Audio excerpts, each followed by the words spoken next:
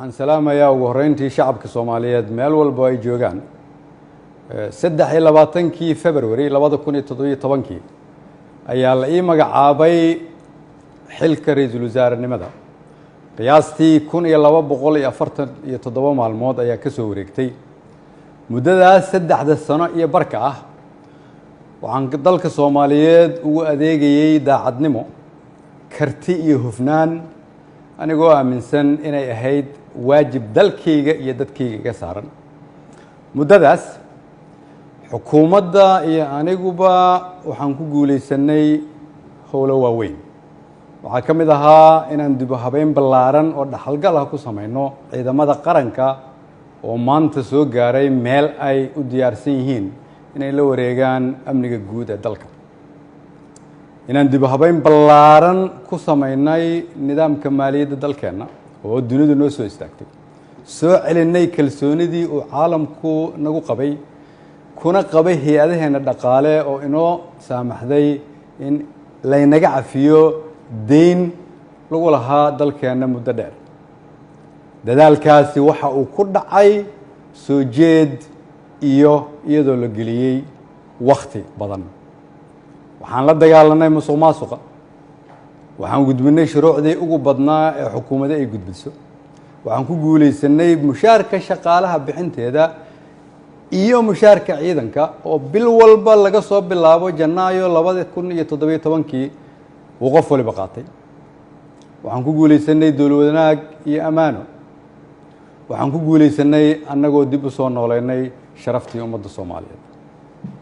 si loo ilaaliyo dhammaan guulahaas ay xukuumadda iyo shacabka Soomaaliyeed gaareen dhammaan shacabka Soomaaliyeed oo qayb ka ahaa rabana in la sii joogteeyo waxaa lagama maarmaan ah ilaalinta nidaamka awood isku wareejinta dalka oo si dimuqraadi ah u dhacda anigoo gudanaya waajibka arrinkaas iga saaran ayaan xukuumadda faray inay ka shaqeyso in dalku aado doorasho lagana fogaado muddo kororsi oo dhalin kara khalkhal siyaasadeed mid amni iyo mid dhaqaale waxaan ka shaqeynay isu keenidda dowlad goboleedyada iyo dowladda federaalka isugu keenay magaalada Dhuusamareeb si go'aan loo dhan yahay looga gaaro doorashada hadda dalka ku soo fool leh waxaan isku raacnay in la isku soo laabto 15 Agoosto si loo dhammaystiro geedi socodka doorashooyinka dalka inkasta oo kulamadii Dhuusamareeb horumar fiican laga sameeyay haddana waxaa muuqata in weli uu socdo fikirkii ku aadanaa muddo kororsiga oo salka ku hayay wixii maanta ka dhacay golaha shacabka fikirkaas oo aan mar hore ka digay oo aan aaminsanahay inuu keeni karo khalkhal siyaasadeed dalkana dib u celin karo ayaan waxaan mar kale xasuusinayaa ummadda Soomaaliyeed in dalka 4 sano mar ay doorasho ka dhacdo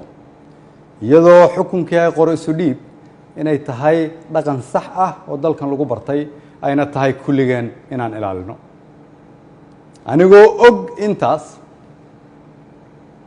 anigoo og in wixii maanta golaha shacabka ka dhacay ay ahaayeen sharci darro aan loo marin habraacii saxda ahaa ee xilka qaadis xukuumadeed anigoo og inaanay ku jirin ajandaha anigoo og inaan laga doodin anigoo og inaan loo codayn anigoo og inaanay waafaqsanayn dastuurka iyo shuruucda dalka haddana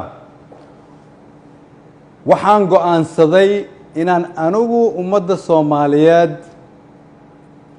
u noqdo tusaale oo aan iska casilo xilka aan ummadda Soomaaliyeed u hayay anigoo dhowraya midnimada dalka iyo inaan dib loogu laaban burbur iyo dhibaato si aan ugu tiro shacabka Soomaaliyeed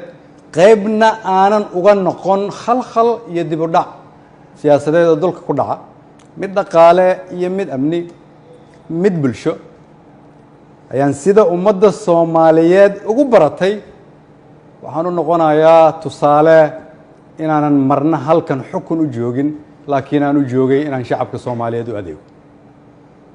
waxaan u mahad celinayaa madaxweynaha oo fursad ii siiyay inaan shacabkayga u adeego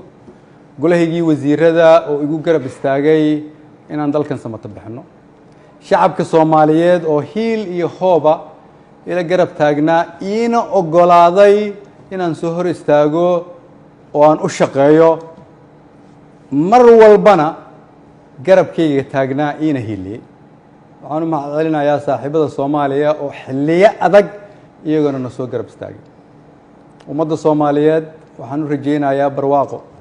dalkan rajo ayaan ka leenahay kulligeen dalka ayaa kulligeen inaga weyn cid waliba waa inay aqbashaa in dalka loo turo maanta waa maalinteydii aniga ayaa u turay dalka shacabka Soomaaliyeed meel walba ay joogaan waxaan leeyahay waxaan idinkugu adeegay awooddii ugu sarreysay oo aan awoodo haddii ay wax iga khaldameen waxaan idin weydiinayaa inaad cafisaan wasalaamu calaykum waraxmatullahi wabarakatu